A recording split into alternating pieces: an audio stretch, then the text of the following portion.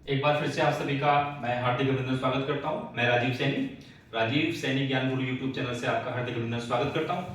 जैसा कि बच्चों आप लोगों को पता है, ये चैप्टर हमारा चल रहा है उपसे संयोजी यौगिक। बहुत फास्ट तरीके से इसमें आगे की तरफ बढ़ रहे हैं। पिछले वाली क्लास में मैंने आपको लिगेंड्स के प्रकार के बारे में समझाया था और आज हम बात करेंगे जो लिगेंड्स होता है उनको हम किसी उपसहसंयोजी संकुल के अंदर आने पर हम उसको किस प्रकार से पढ़ते हैं, किस नाम से पढ़ते हैं। तो आज मैं आपको एक टेबल बताऊंगा। उस टेबल में कुछ चीजें आपको लिखनी है, कुछ चीजें आपको समझनी है। उस टेबल के माध्यम से हम लोग बात करेंगे। देखिए ये टेबल हम लोग थोड़ी सी देखेंगे। यहां हम लिखेंगे सीरियल नंबर, इसके बाद यहां पर हम लिख सकते हैं उस लिगेंड्स का नाम, यहां लिगेंड्स का अणुसूत्र क्या होगा, उस लिगेंड्स पर आवेश कितना होता है, चार्ज कितना है, और संकुल में उस लिगेंड्स का नाम क्या लिखना है, और उस लिगेंड्स के पास दाता परमाणुओं की संख्या कितनी है। तो इस प्रकार की टेबल आपको चाहिएगी जब आपको IUPAC नेमिंग करना होगा। उपसहसंयोजी जो कोऑर्डिनेट कंपाउंड है इनका जब आप उपसहसंयोजी यौगिकों का IUPAC में नामकरण हमें करना होगा तो तब हमें इस टेबल की बहुत आवश्यकता पड़ेगी। तो सबसे पहले हम लिखेंगे यहां पर क्रम संख्या, सीरियल नंबर। यहां पे हमारा आ जाएगा लिगेंड का नाम, फिर यहां पर उस लिगेंड का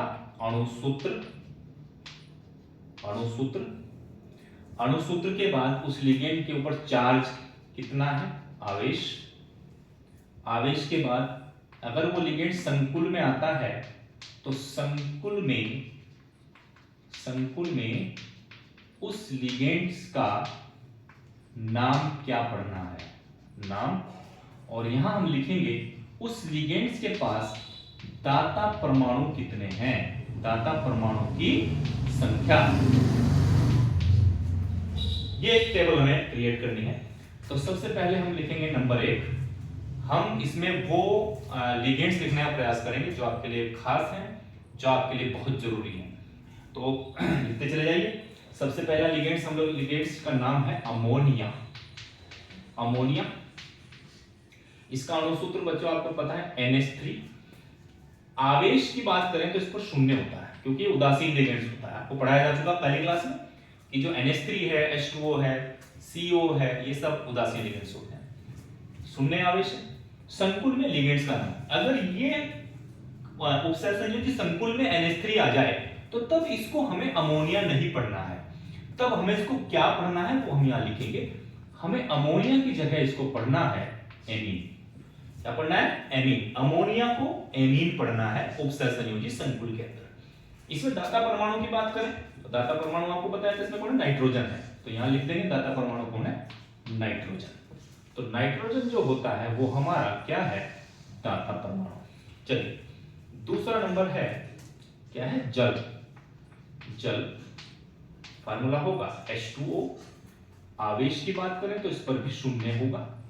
अगर ये हमारे उपसहसंयोजी संकुल के अंदर आता है तो इसको हमें पढ़ना होता है एक्वा। एक्वो नहीं है, aqua.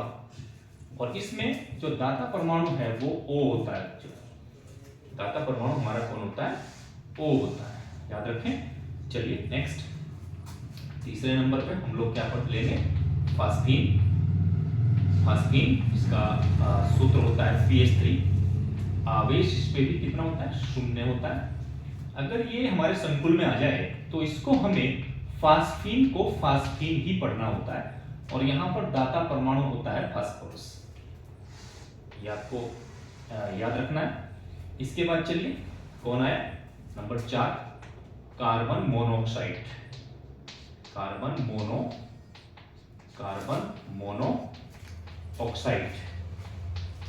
Monoxide, capital C capital O। Capital C small O होगा तो कोबाल्ट हो जाता है, कैपिटल C कैपिटल O। आवेश इस पर भी शून्य है, ये भी आपका उदासीन लिगेंड्स है। और अगर ये आता है आपके संकुल में तो हमें इसको पढ़ना है कार्बोनिल। कार्बन मोनोऑक्साइड को क्या पढ़ना है, कार्बोनिल। और अगर दाता परमाणु की बात करें तो दाता परमाणु यहां पर कौन होगा, ऑक्सीजन होगा। इस प्रकार से हम देख सकते हैं। चलिए नेक्स्ट जो है हमारा पांचवा नंबर पे आता है एथिलीन डाई एमीन। क्या बताया? एथिलीन डाई एमीन, जिसको शॉर्ट में मैंने ENB बताया था, और इसका फार्मूला आपको पता है NH2CH2CH2NH2। ये इसका फार्मूला होता है, अणुसूत्र जो होता है। आवेश की बात करें तो ये भी उदासीन लिगेंड है, इस पर भी शून्य आवेश होता है। और अगर ये संकुल में आता है तो इसको हमें जो इसका नाम है वही पढ़ना है। क्या नाम है इसका? Ethylene diamine. Ethylene diamine को एथिलीन डाई एमीन ही पढ़ा जाता है। दाता परमाणु की बात करें तो इसके अंदर दो दाता परमाणु है, पहला भी N है और दूसरा भी N है। तो दाता परमाणु इसमें दो हैं, N और N। दो दाता परमाणु इसके पास है, इसलिए हम इसको द्विधातु लिगेंड्स बताया था आपको, इसके द्विधातु लिगेंड्स कहते हैं। तो इस प्रकार से होगा, ये हमारा एथिलीन डाइएमीन होगा। इसके बाद नंबर नेक्स्ट है हैलाइड आयन।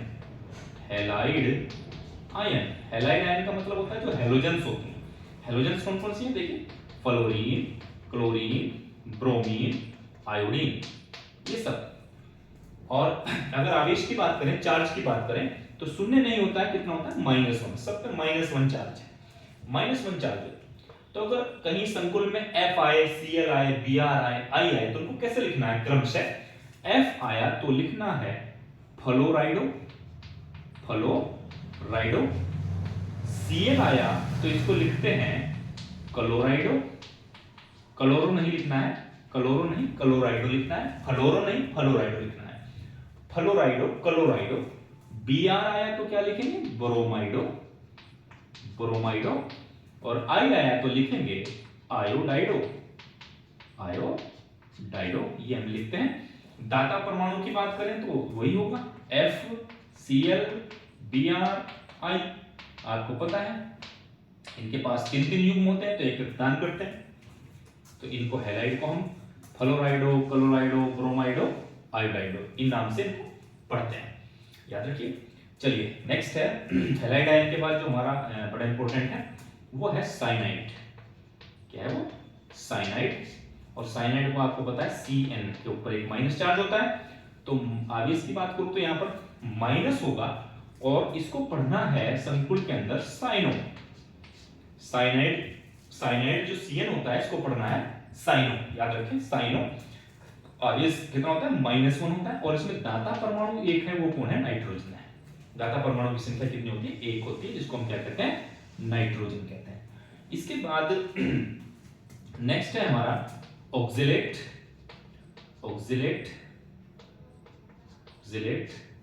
का फार्मूला क्या है? C2O4 ट्वाइस माइनस, या इसको हम लोग क्या लिखते हैं? COO minus. चार्ज कितने हैं? -1 ऊपर है, -1 नीचे, तो टोटल हो गए -2। अगर ये संकुल में आता है तो इसको पढ़ना है ऑक्जेलेटो को पढ़ना है ऑक्जेलेटो। दाता परमाणु यहां 2 होंगे, पहला भी O होगा और दूसरा भी O होगा, ये दोनों दाता परमाणु इसके अंदर होते हैं। तो इस प्रकार से ये होगा। इसके बाद अगर हमारे पास आता है, क्या आता है? ऑक्साइड होता है O के ऊपर ट्वाइस माइनस, और ट्वाइस माइनस तो चार्ज हुआ -2। और अगर ये आता है तो इसको पढ़ना है ऑक्साइडो, और दाता परमाणु होगा 1। तो अगर इतने भी हम लोग इसमें याद रख सकते हैं, जितने मैंने आपको लिखवाए, ये केवल 9 लिखवाए, तो आप बड़ी आसानी के साथ IUPAC पद्धति में नामकरण सीख सकते हैं। और अगर आपको ये नहीं मालूम होगा कि भाई कौन से लिगेंड्स को हमें संकुल के अंदर क्या पढ़ना है, तो फिर IUPAC में नामकरण करना बहुत मुश्किल काम है। तो इस टेबल को देखिए, बड़ा आसान है।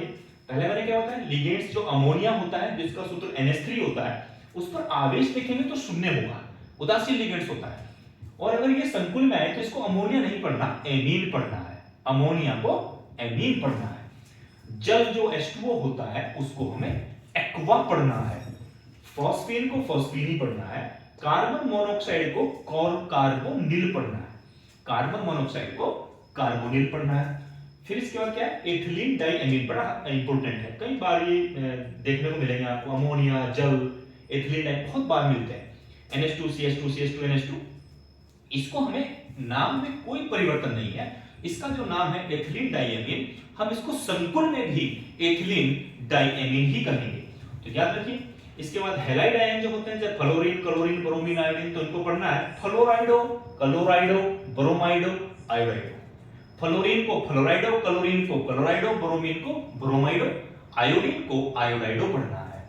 इसके बाद नेक्स्ट इंपॉर्टेंट है साइनाइड। साइनाइड की पहचान होती है Cn, चार्ज होता है -1, तो साइनाइड को हम संकुल में साइनो पढ़ेंगे, साइनो। ऑक्सलेट को ऑक्सलेटो पढ़ेंगे। ऑक्सलेट की पहचान क्या है, C2O4 ट्वाइस माइनस या COO माइनस COO माइनस, इसको पढ़ना है ऑक्सलेटो। ऑक्साइड अगर आ जाता है तो इसको ऑक्साइडो पढ़ना है, ऑक्साइडो।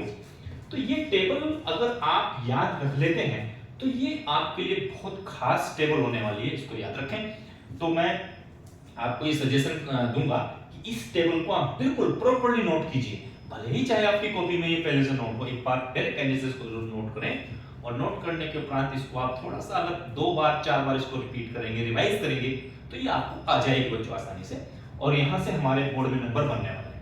तो एक टेबल देखिए, ध्यानपूर्वक इसको आप देख लीजिए, टेबल आपको बिल्कुल ढंग से देखनी है, ढंग से समझनी है। तो मुझे उम्मीद है कि इसको आप देख पा रहे होंगे और इसको आप सही तरीके से देखेंगे। तो ये हमारा जो लिगेंड्स होते हैं, उन लिगेंड्स का प्रयोग हम किस प्रकार से उपसहसंयोजी संकुल में कर सकते हैं, किस नाम से कर सकते हैं, वो मैंने आपको सब समझाया। इस टेबल को जरूर आप पढ़ लेंगे।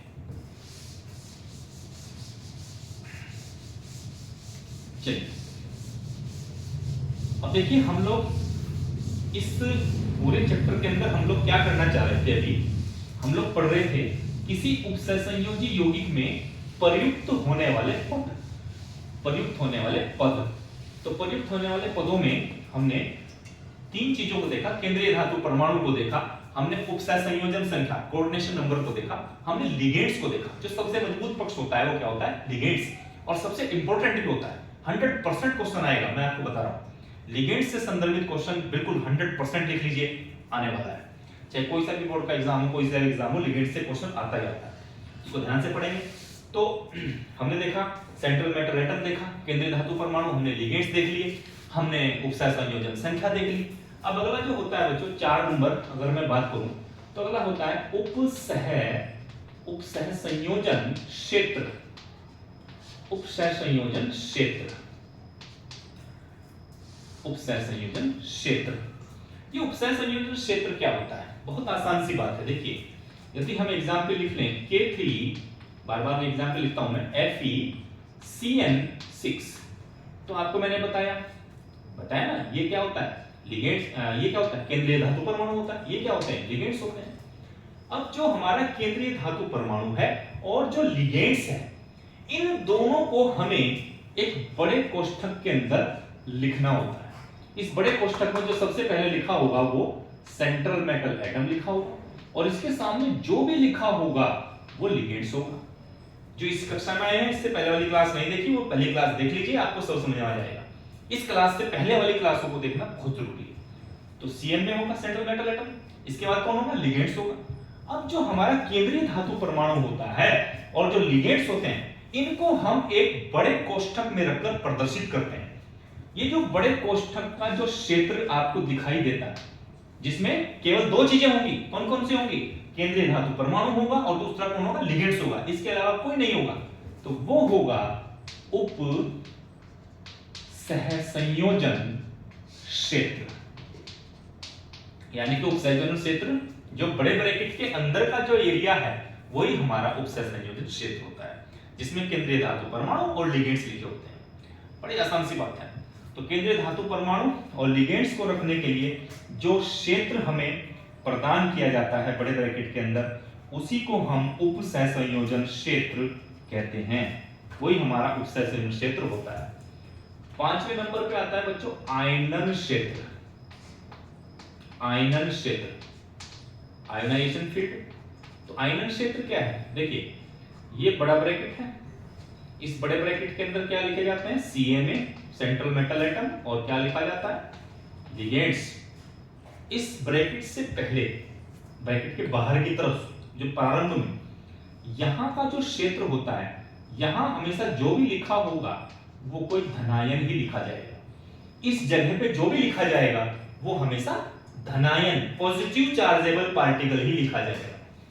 इस तरफ जो लिखा जाएगा वो हमेशा ऋणायन ही लिखा जाएगा। यानी कि ये सीट धनायन के लिए फिक्स है और सॉरी ये सीट ऋणायन के लिए फिक्स है। तो ये धनायन यहां लिखे जाते हैं और ये क्या लिखे जाते हैं, ऋणायन। यहां जो लिखा जाएगा वो धनायन होगा, यहां जो लिखा जाएगा ऋणायन होगा। ये जो कोष्टक से पहले धनायन और ऋणायन लिखे जाते हैं, इस क्षेत्र को ही, जहां आयन लिखे होते हैं, इस क्षेत्र को ही हम क्या कहेंगे, आयनन क्षेत्र कहेंगे। ये भी हमारा आयनन क्षेत्र है और ये भी हमारा आयनन क्षेत्र है, याद रखना। लेकिन ये भी याद रखना बहुत जरूरी है कि आयनन क्षेत्र में यहां केवल कौन होगा, धनायन होगा, और आयनन क्षेत्र में यहां कौन होगा, ऋणायन होगा। इस दोनों तरफ के क्षेत्र को ही हम, कोष्टक के दोनों तरफ के क्षेत्र को ही हम आयनन क्षेत्र या आयनाइजेशन फील्ड कहते हैं। ये बातें आपको क्लियर हो गई होंगी। उपसय संयोजन संख्या, कोऑर्डिनेशन नंबर के बारे में मैं पहले बता चुका। तो आयनन क्षेत्र है, उपसंयोजन क्षेत्र है, ये सब डेफिनेशन पेपर में लिखने को आती है, तो ये आप अच्छी प्रकार से समझ गए होंगे। इस प्रकार से अब देखिए, जो हमारा केंद्रीय धातु परमाणु होता है, केंद्रीय धातु परमाणु की ऑक्सीकरण संख्या, ऑक्सीडेशन नंबर, ऑक्सीकरण संख्या ज्ञात करना। देखो ये मैं आपको बता रहा हूं ऑक्सीकरण संख्या। पहले जो हमने बताई थी वो थी उपसय संयोजन संख्या, दोनों में अंतर है।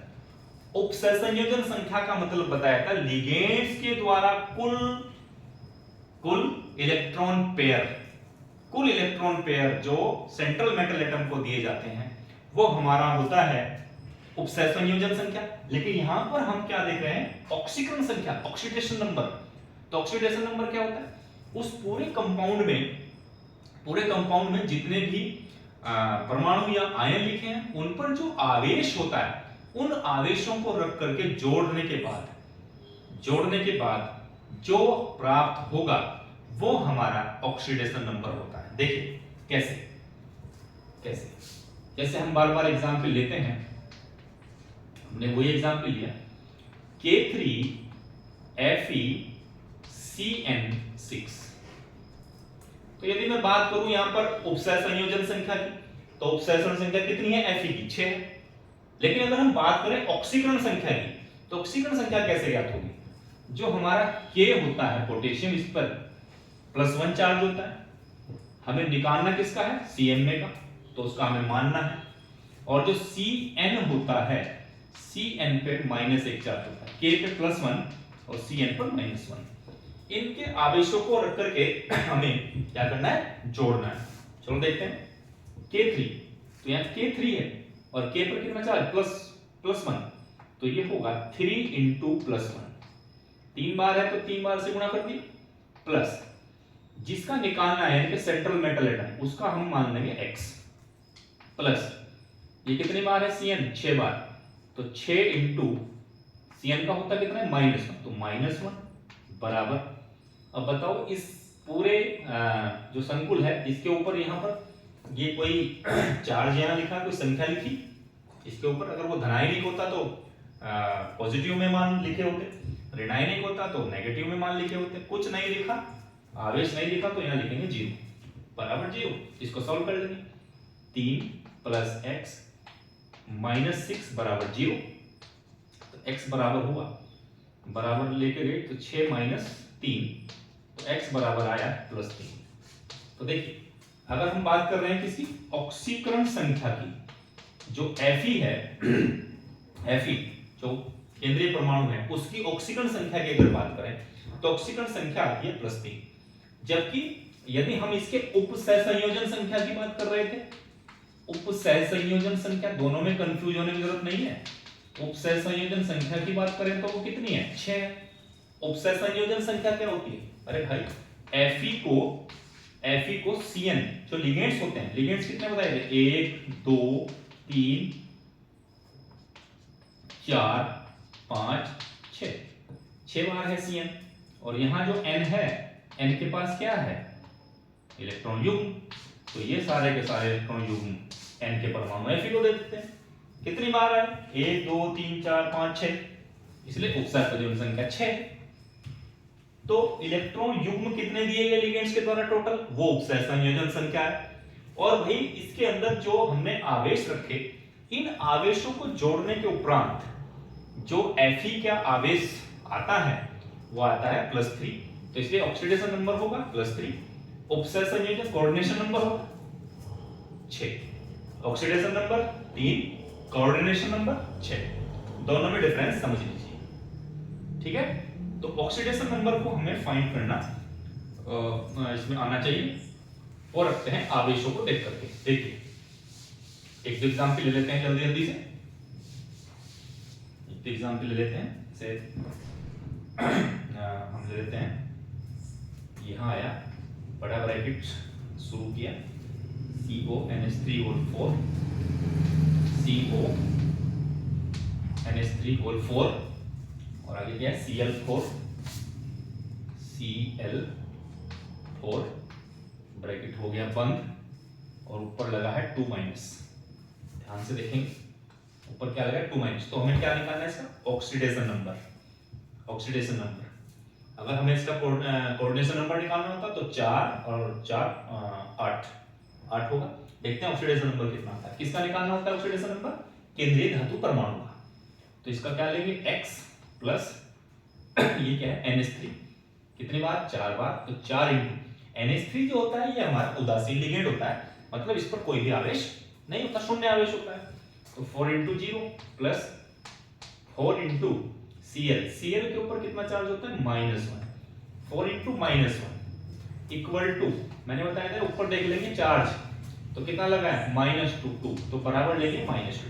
जितना चार्ज वहां संकुल के ऊपर लगा होता है उसको बराबर के उस साइड लिख देते हैं, प्लस में होगा तो प्लस में, माइनस में होगा तो माइनस में। चलो इसको सॉल्व कर लो।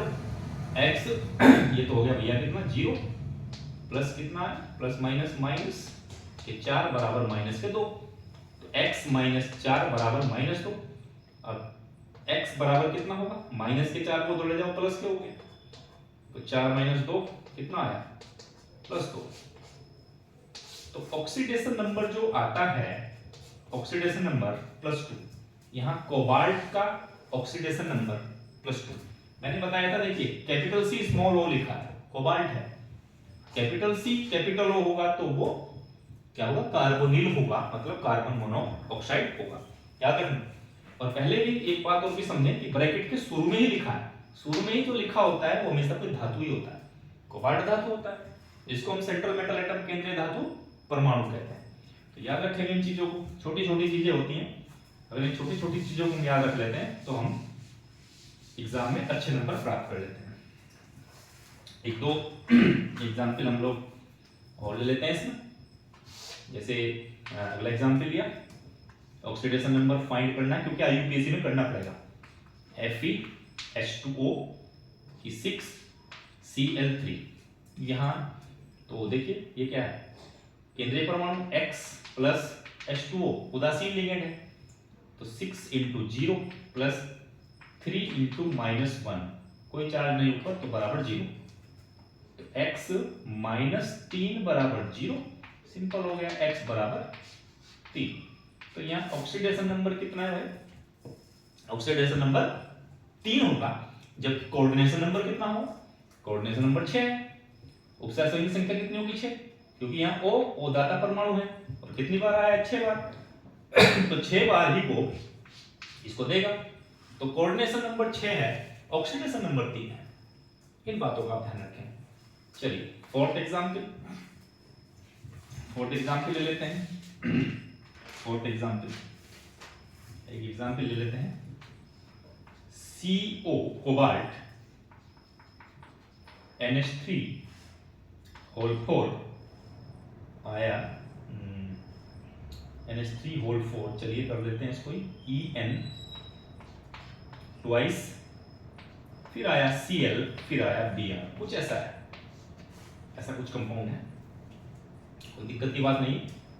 ये होगा भाई X plus 4 into 0 plus En, ethylene diamine, ये भी उदासीन लिगेंड है, तो 2 इंटू भी 0 प्लस ये कितना हो गया -1 प्लस -1 बराबर 0। तो ये क्या है, ये तो सब 0 है, तो x -2 बराबर 0, तो x बराबर कितना +2। तो इस प्रकार से ये हमारा होगा ऑक्सीडेशन नंबर निकालने का तरीका, ऑक्सीकरण संख्या।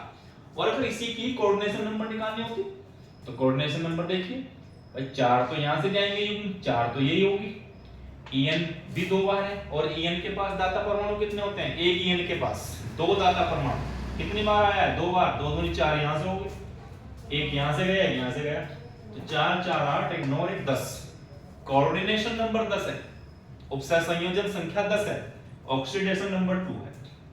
तो दोनों में मुझे उम्मीद है कि आपको अंतर समझ में आ गया होगा। इस प्रकार से हम किसी उपसहसंयोजी संकुल में केंद्रीय धातु परमाणु क्या होता है, लिगेंड्स क्या होता है, इसके प्रकार क्या होते हैं, लिगेंड्स को संकुल में आ जाए तो उसको कैसे पढ़ना है, उसके लिए मैंने टेबल बनवाई। इसके बाद उपसहसंयोजन क्षेत्र क्या होता है वो बताया, उसके बाद आयनन क्षेत्र क्या होता है, उसके बाद ऑक्सीडेशन नंबर कैसे फाइंड करते हैं। अगर ये आपको जितनी बातें मैंने बताई सब आ गई हैं, तो अब फटाफट अगली क्लास में हम लोग IUPAC नेमिंग सीख जाएंगे। तो मुझे उम्मीद है कि ये कक्षा भी आपको पहली कक्षाओं की तरह अच्छी लगी होगी। किस प्रकार की वीडियो, किस प्रकार की कक्षाएं आपको और चाहिए मुझे कमेंट्स करके बताइए, मैं जल्दी से जल्दी उसी प्रकार की वीडियो आपको दूंगा। आज की क्लास आपको शुरू से आखिरी तक देखनी है, और बोर्ड एग्जाम में इस बार जैसे मैंने बताया इस बार 90 पर, तो 90 प्लस स्कोर करने के लिए हम ये चीजों को पढ़ने का प्रयास कर रहे हैं।